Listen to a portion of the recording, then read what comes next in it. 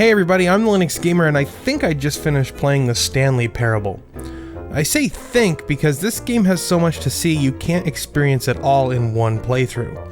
It's a rather short game, you can beat it in about 10 minutes, but there's a branching narrative, stories that loop back upon themselves, catacomb-like hallways which seem to do the same, and a wit not mired in brevity.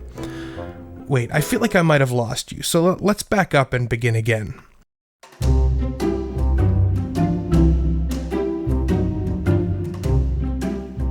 Hey everyone, I'm the Linux Gamer, and I just played the Stanley Parable. It's a first-person narrative exploration game developed and published by Galactic Cafe. The game was released for Linux September 9th, 2015. In the Stanley Parable, you play as Stanley, a faceless, nameless... Wait, nameless? How can he be nameless if he's named Stanley? It's in the title of the game. This makes no sense. Whoever's writing this script is not doing a very good job. If you want to see the actual review, I'll get things sorted out here and you can go ahead and skip to the 4-minute mark. And I should have everything figured out by then.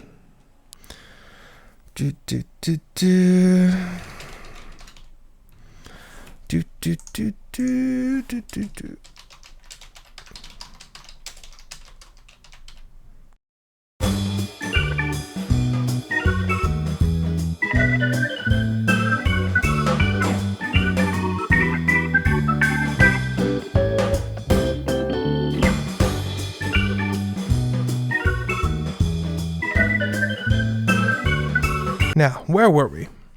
The story of the Stanley Parable is a strange one. You play as Stanley, a button-pushing silent protagonist. His job is to push buttons as they appear on the screen. Perhaps the most biting satire of QuickTime events I've ever seen. You begin the game in your drab, windowless office, and you begin it again and again. The Stanley Parable is built on the Source engine, and you can tell. Everything looks good here. Though the engine is over 10 years old and has a very specific look to it, the Stanley Parable's design shines through. The game's music sets a tone for you as the player, sometimes a goofy orchestral sound, but always fitting the mood.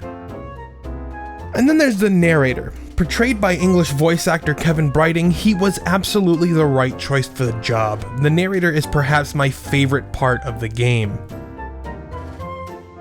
The gameplay of the Stanley Parable is linear, but in a non-linear way. The game really is a series of rabbit holes, with multiple branching paths that give you different endings to the game. It's always funny, once in a while profound, and sometimes frightening. The way the game works is like this. The narrator says, "When Stanley came to a set of 2 open doors, he entered the door on his left." You then have a choice to either do what the narrator says, or not. The Stanley Parable, much like the BioShock series, comments on the nature of player choice, and perhaps on the perceived futility of free will. While playing this game, I felt like a rat in a maze, as though there were obvious avenues for me to explore, but in the end, each avenue was heavily scripted. I never felt like I was in control of the experience, which I feel like is the main point of this game. The only issue I've had with performance is vertical tearing. No matter what settings I changed in the game, vertical tearing was still an issue. So I had to enable hardware VSync, which wasn't too much of an issue. If you want a tutorial about how I enabled hardware VSync, click here on this annotation. Oh! You've arrived! Good! Splendid even! While you were away, I got things sorted out just like I said I would. I hope you don't mind I started without you though. The Stanley Parable is one of the weirdest games I've ever played. It's got clever writing, gameplay that gives Gone Home a walk for its money, and a stellar narrative. This game is so weird that I wanted to make a video that did it justice, and I hope you liked it. If you've just joined us, please take note that you can actually go back and watch this video the whole way through and not skip the actual review part.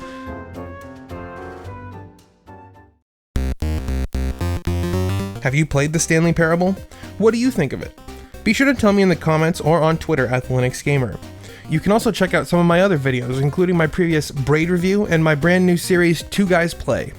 If you like what you saw, make sure you click that like button and share it with your friends, and subscribe to see more from me, the Linux Gamer. Thanks for watching.